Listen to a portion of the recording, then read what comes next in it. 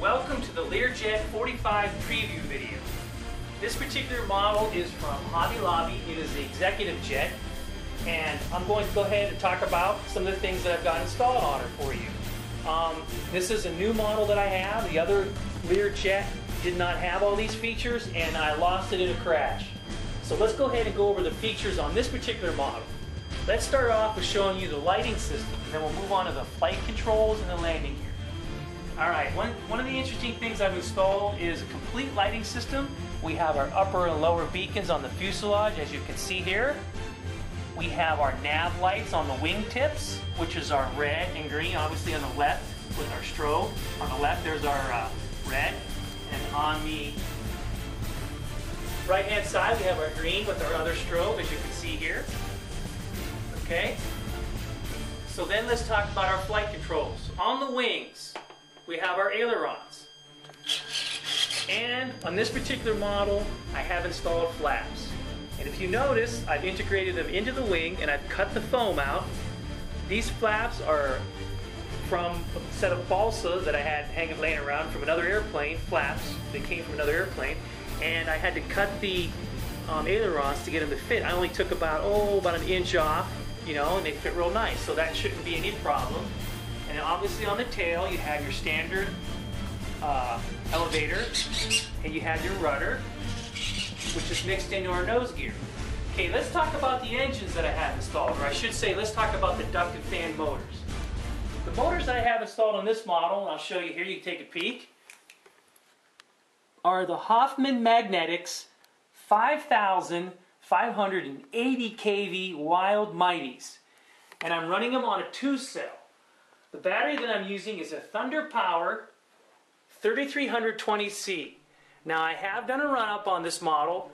It's producing about 45 amps, and it's making 2.5 pounds of thrust, almost 3, well just a little bit over 2.5 pounds, and the model weighs just a hair over 3. So that's pretty good on a 2-cell. It's going to fly real nice, so I'm looking forward to that. Okay. Now the next item we're going to talk about is the landing gear.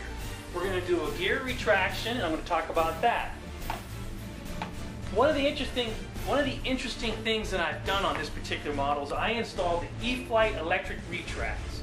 I'm going to go ahead and do a gear retraction. Before I do that, I want to point out a couple things. If you notice on the nose gear, I did angle this or bend this to a the way it looks like on the rear, kind of angled it down and then straight again, so that adds some nice features. I've also installed our landing lights, which I didn't get a chance to mention, but now that we're on the landing gear, we'll talk about that, and that came out real good. And I also installed landing gear doors and painted them white, so they came out fantastic.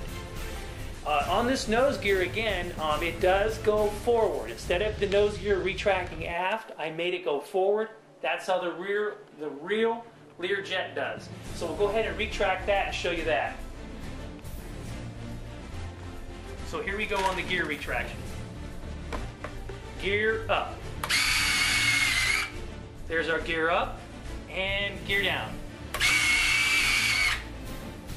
Okay, now let's go ahead and suck our flaps up because we forgot to do that. So we'll spin it around and show you how that works. Okay, our flaps are up. Alright, let's show you the underside of the airplane, show you how I had to modify the fuselage and show you the gear cutouts, and I'll talk about the electronics that I got installed.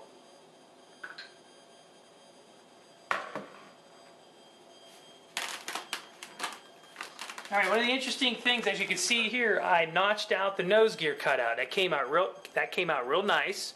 That fits real good. The E-Flight landing gear, electric landing gear, sets in there real nice. We got our nose gear steering, and as you saw it retracts and comes down real good. We don't have to worry about that. Same thing on our mains. There's really not much you have to do. You may have to cut out a little bit of foam. We have our landing flight wires running in. We have our flap servos, as you can see, and all that came out came out really well. I'm really happy with that. So let's go ahead and turn it back over and talk about the electronics we got installed. All right, on this particular model, I am running two Trinergy 60 amp ESCs. I'm running an AR6000 receiver 6 channel. I'm also running the Park Zone digital servos with the steel heads. Those are the 1090s. So that's what you hear humming. That's the way the servos are when they're digital. They just hum. You can't get that out of it. All right, so that's basically it. I've gone over everything on the whole model. Again, I appreciate everyone watching. She really came out great. I'm looking forward to getting her out on the field and see how this landing gear and this flap system help it. And it should fly real nice. So when weather breaks, we get her out on the field. I appreciate everyone watching, and stay tuned for more videos from TinkerManRC.